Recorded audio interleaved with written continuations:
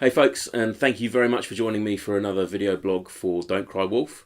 As always, I would love to see your comments, so please do leave a comment in the comment section below. If you do like this video, feel free to give it a thumbs up, and if you're the type of person that likes to crush dreams, then by all means give this a thumbs down. Today's topic is briefs and budgets.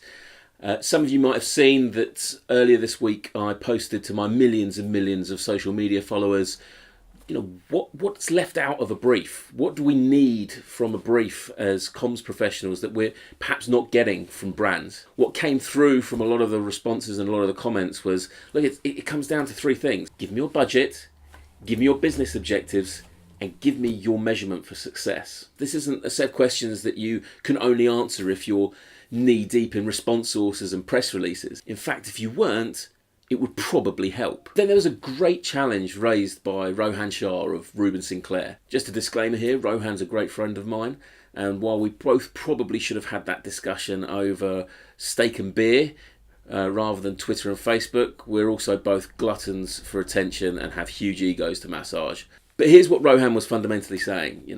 Why should we as comms professionals always be asking for a brief and a budget? There is a tried and tested model called the solution cell, which Rohan referred to. Basically, at the heart of the solution cell is the fact that the onus on getting to the solution, to the budget, to the pricing, is on the salesperson. The salesperson needs to diagnose the customer's needs.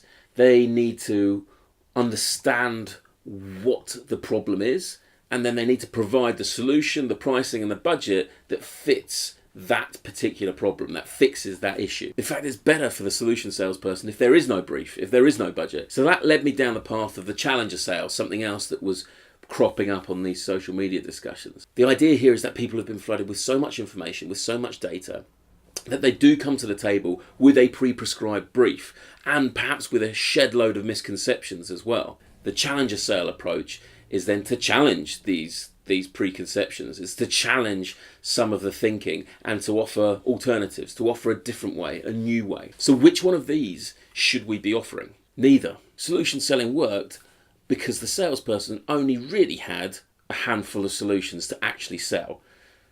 It was then up to them to spin those solutions in a way that made it sound bespoke, that made it sound as though they'd really truly listened to the client needs. But lo and behold, they were selling them the same ergonomic desk that they sold to the last person that they met. The challenger sale is an enormous pain in the arse. There's such a huge amount of misconceptions that people have to overcome in order to provide that right consultancy that you can spend the time arguing and arguing and arguing rather than actually getting to the right solution. So what we need is mutual agreement and mutual respect. Consultancies should be prepared to go in and take a brief without ever having a brief handed to them. The brand must be prepared to offer something in return.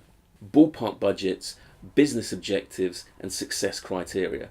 These are things that you as a brand should be able to give anyone asking what your objectives are for the coming year, how much you're potentially looking to spend on communications, and how you would actually measure success. You don't need a master's degree in PR. Not many people need a master's degree in PR. You just need to have good business knowledge. I'll call it the common sense cell, if you like. So what do you think?